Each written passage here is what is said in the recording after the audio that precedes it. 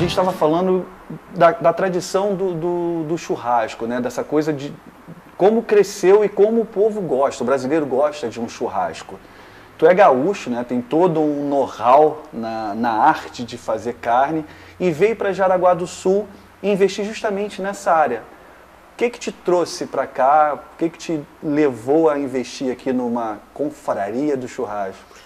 Na verdade, foram as circunstâncias, né, cara? Eu sou um amante da gastronomia, principalmente do churrasco, até por tradição, talvez. Mas desde criança sempre fui um apaixonado por churrasco. E como eu trabalhava com isso, né, trabalhava nas churrascarias. Você já trabalhava no Rio Grande do Sul? Trabalhei no Rio de Janeiro, no Porcão. Trabalhei no Dado Beer em Porto Alegre. Trabalhei em restaurante italiano em Santa Cruz do Sul.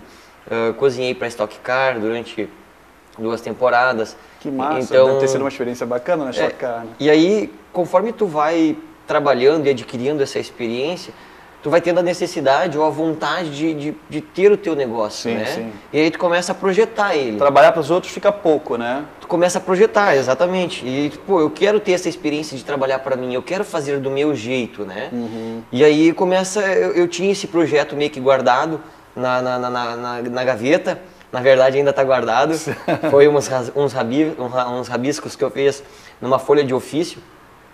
E aí, quando eu cheguei em Jaraguá do Sul para visitar uma tia minha, na verdade, são alguns parentes que eu tenho aqui que eu não conhecia, eu vi a cidade, eu vi a possibilidade, né? A Teca, porque o projeto aqui. A Teca, que é minha tia, hoje é minha sócia, né? Mora aqui, uhum. E eu não conhecia ela. Eu tenho meu tio Neri, que também no início foi quem começou, né? Eu, tio Neri e a Teca, éramos nós 3. Aí num determinado momento, bem no comecinho, o tio Neri já saiu fora, porque viu que não era o mundo dele. E sempre ali no mesmo ponto? Sempre ali, uhum. Sempre ali na confraria onde ela é hoje. E aí eu vi a possibilidade, a grandeza da cidade. Putz, é aqui que eu quero montar. Jaraguá tem um potencial muito bacana, assim, né? Eu acho isso legal. Como é o público jaraguense com o churrasco?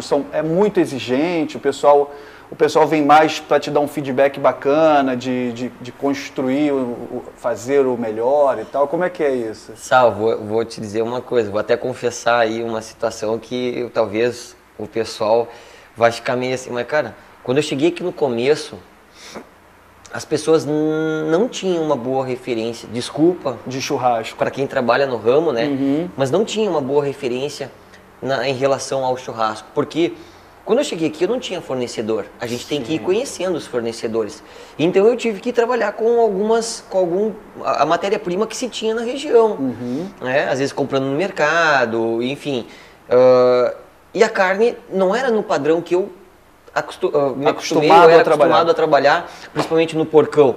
Então eu tinha uma necessidade muito grande de um produto de qualidade, um produto que encantasse. Só que mesmo aquele produto meia boca, uhum. que eu conseguia, o pessoal elogiava. Desde meu...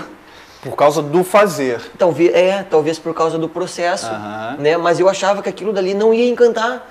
E aí eu vendia carne, coisa e tal, o pessoal ligava, pô, Leandro, parabéns, a carne estava maravilhosa. E eu dizia, tia, como é que pode? A carne estava mais ou menos e os caras... Né? Então, assim, mais ou menos para o teu padrão, mas pela referência que a galera tinha aqui, era uma carne excelente. Exatamente, mas que não é culpa, né, do consumidor. Sei lá, eu acho que são vários fatores. Se a gente fosse listar aqui o que faz isso acontecer... a gente ia perder, a gente ia precisar de mais tempo para a gente chegar nos problemas, né? Mas enfim, conforme a gente vai trabalhando, conforme a confraria foi trabalhando, ela foi evoluindo nessa questão dos fornecedores. Uhum. A gente foi descobrindo no meio frigoríficos que trabalhavam com qualidade, que ofereciam a carne de qualidade para a gente.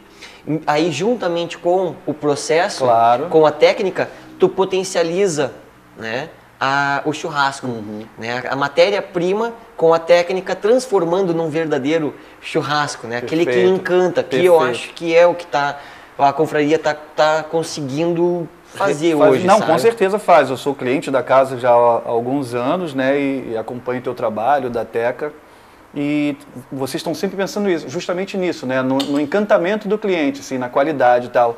E eu acho muito bacana o projeto que tu tem, que é o do curso, né, de churrasqueiro. Tipo assim, tu junta uma turma bacana dar as dicas lá, os truques para o cara impressionar também os familiares no final de semana e tal. Eu até no primeiro curso que eu fui lá ter, eu te perguntei, né, qual era a dica ou o segredo para um grande churrasco. Vamos ver se tu lembra. Cara, eu não lembro. Mas assim... Não prestou atenção no curso. Prestei, que já faz uns 3 anos. Mas assim, não, eu aprendi dicas boas contigo, assim, que eu nunca fiz, mas que eu já vi pessoas fazendo e deixar a coisa mais natural, como lavar carne.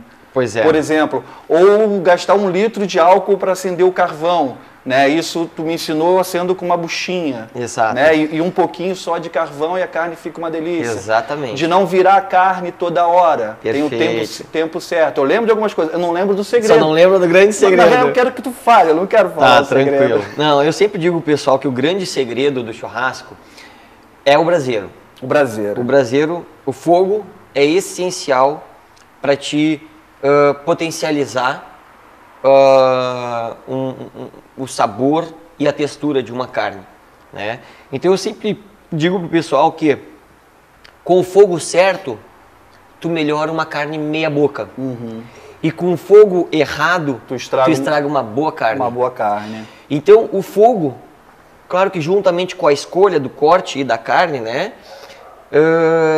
é 50% do churrasco. Tu saber preparar o braseiro, temperatura certa para o corte que tu escolheu para preparar, claro, para aquele momento, é essencial. Tu ter esse entendimento, ter esse domínio, né, da questão do fogo. E é o que mais o pessoal está se impressionando nos cursos. Com a questão do A questão do braseiro. Do que a gente vai ali, prepara, porque o pessoal sempre tem a consciência de que o braseiro, quando a gente fala em braseiro, tem que incendiar a churrasqueira. Mas eu era um que gastava meio litro de álcool Tem que sair trincando eu gostava as daquele paredes. barulho, que subia aquele... Nunca mais fiz isso. Então, aí, esse eu acho que é a parte que mais está impressionando as pessoas. Mudando um pouco os paradigmas ou os conceitos que se tinha de fazer fogo para assar o churrasco. Sim, sim. E outra coisa que eu brinco com o pessoal aqui, não tem que ser não é o braseiro que comanda as nossas ações. Somos nós que temos que controlar o braseiro. Entendi. O braseiro tem que estar na tua mão. Exatamente. A questão do corte, eu sei que gosto não se discute, cada um tem o seu. Mas assim, um bom corte também interfere, né? Você é um defensor, diferente de muitos gaúchos que eu conheci por ter morado no Rio Grande do Sul, de assar a peça inteira e fazer a carne já fatiada e tal, como a picanha. As duas, né? Na verdade, tu prepara... O que eu digo é o seguinte... Tu tem carne, existe cortes para ser feito fatiado e existem cortes para ser feitas no espeto. No espeto. Então não adianta tu pegar um corte que é para um granito tem que ser feito. Exatamente. Não adianta tu pegar um granito, um cupim, fatiar e querer fazer na grelha. Assim como não adianta tu pegar um filé mignon, um entrecôte, um contrafilé, né, e querer fazer ele inteiro no espeto. Tu não quer dizer que tu não consiga assar, mas pode esturricar a carne. Mas tu não potencializa as características e a qualidade de cada corte. Maneiro. Esse é um dos problemas. É um dos segredos, e que isso tudo tu mostra ali no teu curso. Me fala os projetos para 2015, 2016, o que vocês estão pensando? Vocês estão com o Kobe, né, que é uma carne, ainda não tive a oportunidade de experimentar, mas é uma carne maravilhosa. Me conta um pouco disso. Certo. Bem lembrado. O Kobe é uma raça japonesa, né? Na verdade, Kobe é um apelido. Ele se chama Kobe Beef porque ele foi descoberto ou foi consumido na região de Kobe, no Japão, né? Num porto, é uma região portuária, então tem o porto de Kobe. Então as pessoas iam lá e comiam aquela carne e diziam, o bife de Kobe. Então acabou pegando bife de Kobe, né? A região denominou a carne. O Kobe Beef. Mas o nome dessa raça se chama Wagyu ou Wagyu. Porque é com W, então dependendo da região o pessoal pronuncia Wagyu ou Wagyu. O alemão pronuncia Wagyu, o inglês pronuncia Wagyu. Wagyu. Então, o nome desta raça é Wagyu. E qual é a principal característica desta raça? É a marmorização da sua carne. E você tem classificação, que é a presença da gordura entre as fibras.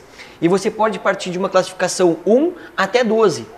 Então, só para ter uma noção, 12 é quando tu tens quase 60% gordura e 40% carne, e um 7, por exemplo, que é o que o paladar brasileiro mais aceitou, a classificação 7, é quando tu tem um meio termo, 40% gordura e 60% carne. Não é uma carne extremamente gordurosa. E a gente já está produzindo no Brasil com essa característica. de classificação 7, 8 Entendi. no máximo. Maravilha. Porque E como é que tá o pedido lá? A galera tá... a galera tá bem curiosa, tá tendo uma resposta positiva, tanto no restaurante quanto para levar para casa. Então assim, a gente tá bem contente.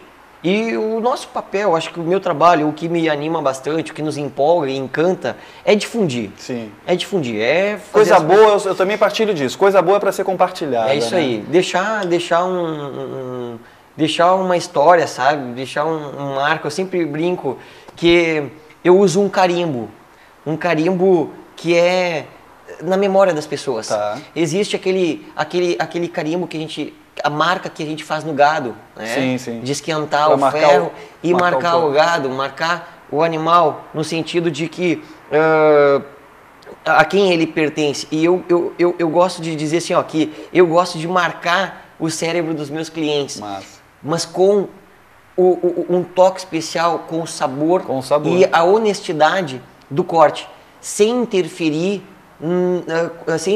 no corte, na carne, no sabor dela, com outros artifícios, Sim. a não ser a qualidade da carne, o sal grosso e o fogo. E o braseiro, exatamente. Aos prazeres da carne, então, meu amigo. Sucesso. É isso aí. A confraria do churrasco, as pitadas do sal. As pitadas do sal.